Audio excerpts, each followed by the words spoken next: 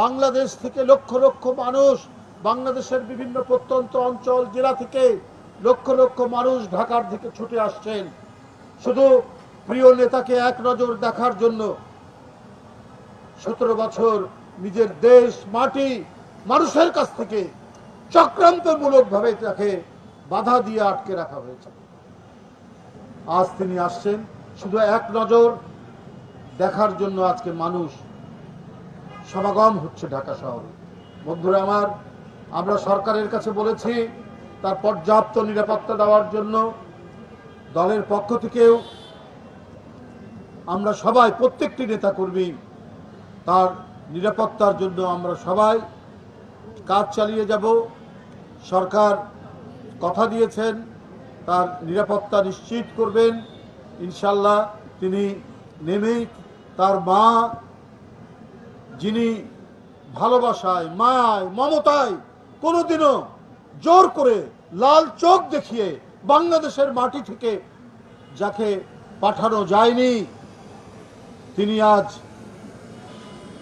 এক মরণাপন্ন ভয়ঙ্কর অসুস্থতার মধ্যে চিকিৎসাধীন রয়েছেন এভারকেয়ার হাসপাতালে।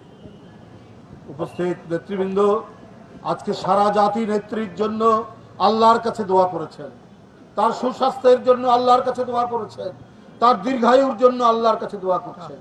তার সেই সংকটাপন্ন মাকে প্রথমে দেখতে তিনি যাবেন এভারকেয়ার হাসপাতালে বিমানবন্দর থেকে নেমে, এবং যাওয়ার পথে 300 ফিটে উপস্থিত যে জনসমাগম, সেখানে তিনি একটি সংক্ষিপ্ত শুভেচ্ছা বক্তব্য দিয়ে তিনি তার মাকে দেখতে যাবেন।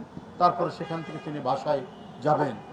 আমি সবার কাছে আহ্বান রাখবো, 25শে ডিসেম্বরের এই যে আমাদের ভারপ্রাপ্ত চেয়ারম্যানের আগমন এবং তাকে শুভেচ্ছা জানানোর জন্য মানুষের ঢল, এই ঢল যেন সামুদ্রিক ঢল পরিণত হবে। কিন্তু সবাইকে শান্তিপূর্ণভাবে থাকতে হবে, রাস্তার দুই ধারে দাঁড়িয়ে তাকে অভিনন্দন জানাতে হবে, শুভেচ্ছা জানাতে হবে। কেউ কোনো বিশৃঙ্খলা করবেন না, রাস্তার মধ্যে যেন কোনো ধরনের না হয়। বাসায় যাওয়া পর্যন্ত উনি তার মা দেশনেত্রী বেগম খালেদা জিয়াকে দেখে বাসায় যাওয়া পর্যন্ত আপনারা রাস্তার দুই ধারে উপস্থিত থাকবেন, তার আগে সেখান থেকে যাবেন না।